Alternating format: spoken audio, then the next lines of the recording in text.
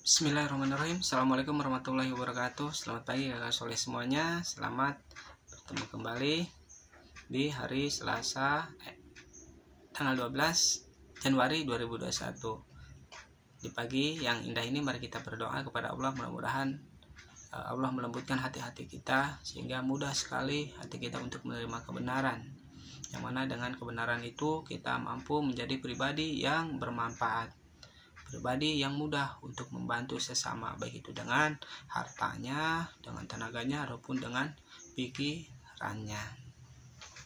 Kakak soleh semuanya, alhamdulillah kita sudah menyelesaikan subtema 1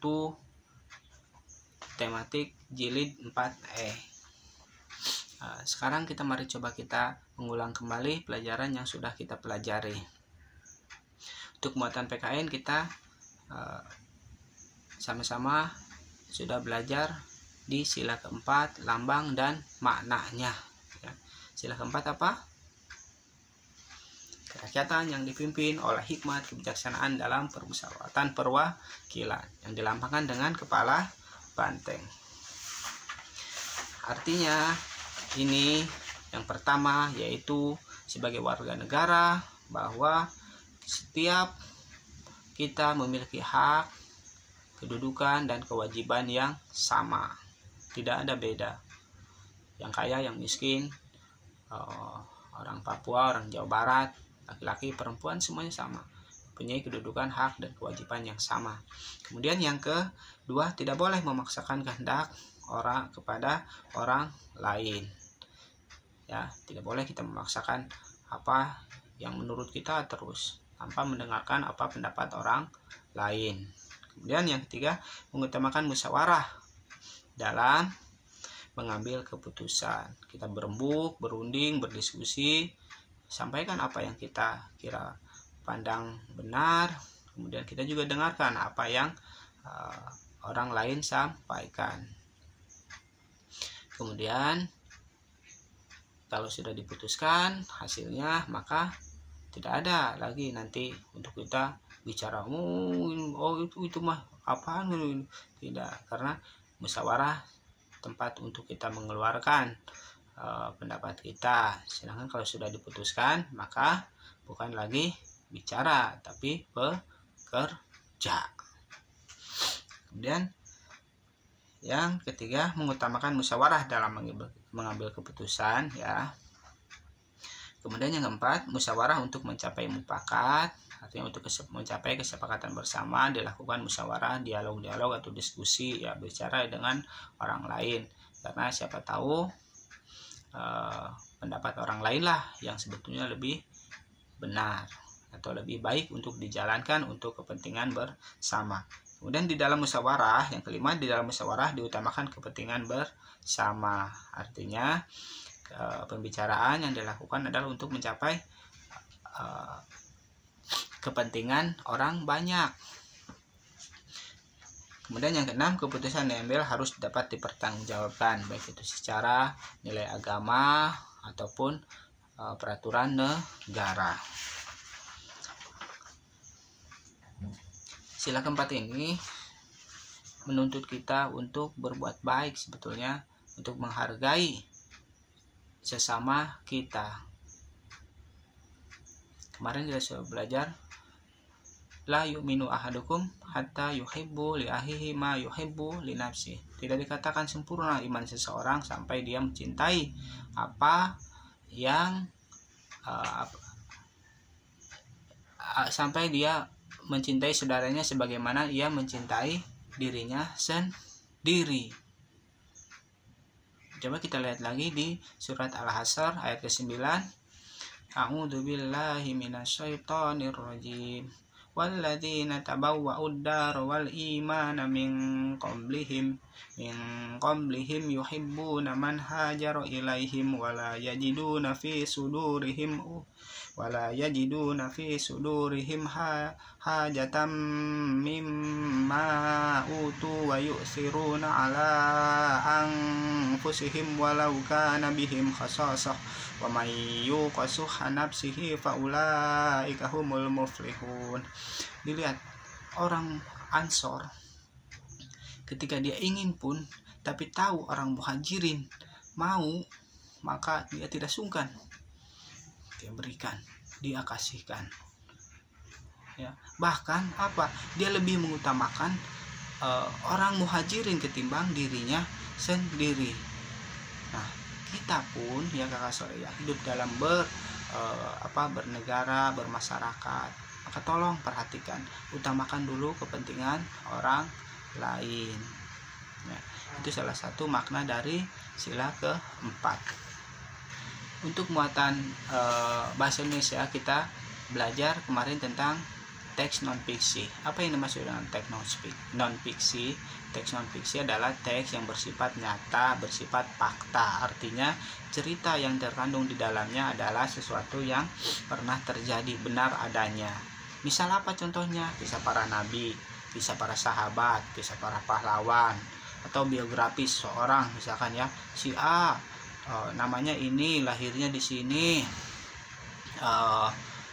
sekolahnya di ini, sekarang dia memiliki apa gitu ya. Nah, itu disebut dengan teks non fiksi. Atau misalkan kakak Soleh semuanya baca di koran atau di majalah, misalkan sebuah kejadian Gunung Merapi pada hari Ahad 10 Januari ya, mengeluarkan lahar panasnya. Nah, itu disebut dengan teks non fiksi. Lalu bagaimana cara kita mengambil atau menggali informasi yang terdapat dalam teks non-fiksi? Yang pertama harus Soleh lakukan adalah membacanya dengan seksama, membacanya dengan tenang. Kalau bisa tidak usah dengan suara nyaring, tapi dengan suara perlahan sambil dipahami di hati ya.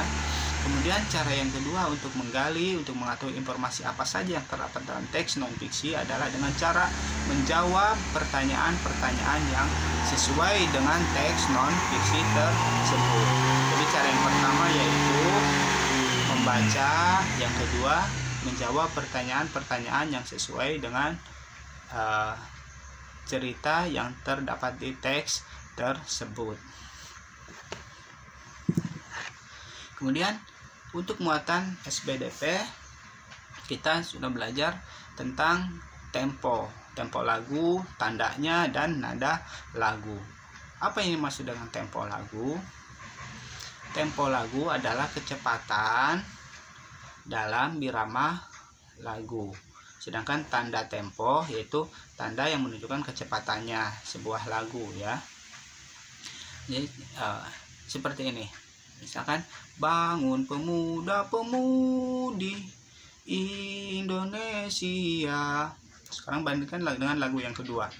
Tanah airku tidak kulupakan. Nah, yang satu cepat tadi, yang kedua itu lambat. Cepat dan lambat itu disebut dengan tempo lagu. Tempo ada 3. Yang pertama itu cepat, sedang, yang ketiga itu lambat. Sedang apa yang dimaksud dengan nada? Nada adalah tinggi dan rendahnya suara ketika mengucapkan kalimat atau syair sebuah lagu. Bisa seperti ini. Bangun pemuda Indonesia. Ada satu bagian yang naik, ada yang satu yang turun. Itu disebut dengan nada lagu. Dan untuk muatan IPS, kita kemarin sudah coba mengenal nama-nama kerajaan Hindu, Buddha, dan Islam beserta peninggalan-peninggalannya. Kerajaan yang Hindu yang ada di Nusantara diantaranya kerajaan Kutai Kartanegara yang berada di Kalimantan Utara ya. Kemudian ada lagi kalau di sekitar kita yang dekat di daerah Bogor itu ada kerajaan Tarumanegara. Kemudian untuk bergeser ke Jawa Timur ada Majapahit juga. Walaupun ada yang mengatakan bahwa Majapahit juga setelah akhir-akhir itu bergeser ke bercorakan agama Buddha. Dan untuk kerajaan di Indonesia yang bercorakan agama Buddha, salah satunya yaitu kerajaan Sriwijaya. Dan Candi Borobudur itu dibangun pada masa kerajaan Sriwijaya itu. Ya, kerajaan Sriwijaya terletak di Pulau Sumatera. Ada yang mengatakan di Palembang tepatnya, dan ada juga yang mengatakan di Jambi. Kemudian untuk kerajaan Islam di kita ada Kesultanan Banten, ya, di mana? Di Banten lama itu, ya, di Serang. Kemudian ada juga Kesultanan Cirebon. Kemudian ada kerajaan Mataram, tapi bukan Mataram kuno, ya, kerajaan Mataram. Kemudian Demak. Dan apa saja peninggalan kerajaan-kerajaan baik itu yang bercorakan agama Hindu, Buddha ataupun Islam. Di antaranya itu candi-candi. Ada candi, ya, Candi Borobudur misalkan. Candi Borobudur itu bercorakan agama Buddha, sedangkan yang untuk agama Hindunya Prambanan, ya, yang terkenal di Indonesia itu Borobudur, Prambanan. Nah, itu salah satu peninggalan dari kerajaan-kerajaan Hindu Buddha. Kemudian apa lagi? Ada prasasti. Apalagi? Ada juga karya sastra ataupun arca-arca. Candi biasanya tidak lepas dari arca-arca. Itu ukiran-ukiran patung yang biasanya berbentuk dewa-dewa atau orang-orang yang mereka agungkan. Karena candi-candi itu buat mereka adalah sebagai sarana untuk beribadah mereka, ya. Kemudian untuk kerajaan Islamnya ada masjid, ya, Masjid Demak atau Masjid Agung Banten. Itu salah satu warisan dari kerajaan Islam terdahulu. Nah, untuk muatan IPA-nya, salah semuanya kita belajar tentang cahaya dan sifat-sifatnya. Dan mengulang apa yang dimaksud dengan cahaya? Cahaya adalah pancaran elektromagnetik yang dapat terlihat oleh mata manusia. Ya, cahaya merupakan radiasi elektromagnetik, baik itu dengan panjang gelombang kasat mata maupun tidak. Sementara itu, benda yang memancarkan cahaya disebut sumber cahaya. Misalkan lampu senter, ya, lampu bohlam itu, atau lilin kalau dinyalakan itu, ya, itu sebagai dengan sumber cahaya. Itu yang paling besar, sumber cahaya yang paling besar itu apa? Matahari. Dan sifat-sifat cahaya. Sifat-sifat cahaya yang pertama yaitu merambat lurus. Artinya